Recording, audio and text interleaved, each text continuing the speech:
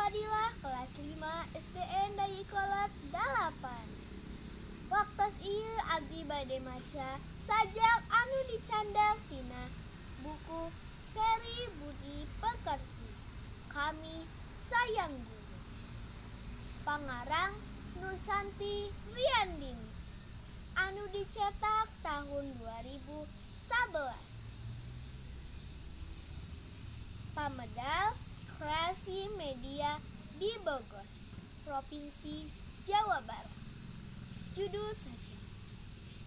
Urang sadaya nyaah ka ibu bapakku. Guru abdi pahlawan abdi. Guru anjeun panutan sareng pituduh kanggo urang sadaya. Pangaweruh anjeun lega kawasagan. Lajeng anjeun babagi pangaweruh ka sakabeh murid. Nalika urang patepang sareng bapak ibu guru, urang kedah hormat.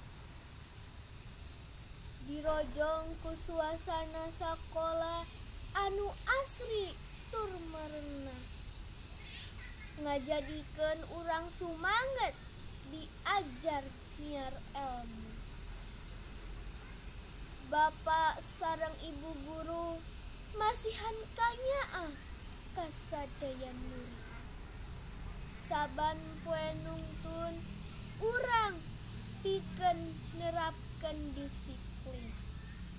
Masihan urang seueur pangaweruh sapertos nyanyi sareng nari. Babaturan hayu urang sematkeun rasa cinta kanggo guru-guru urang.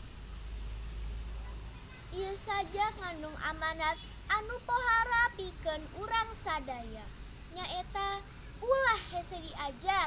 Hayu sami-sami urang ngahanturkeun nuhun ka bapak sareng ibu guru.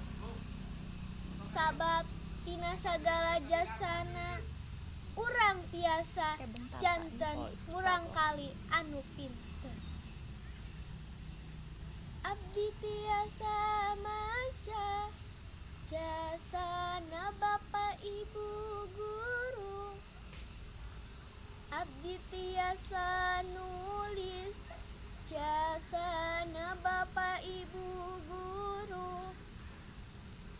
Abdi tiasa ngetang jasana bapak ibu guru. Abdi tiasa tembang jasana bapak ibu guru.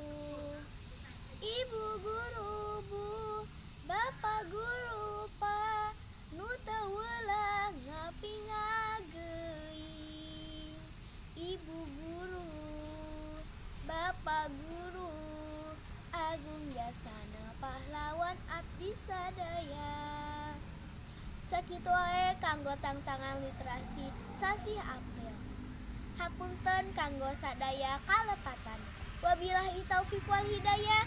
Wassalamualaikum warahmatullahi wabarakatuh.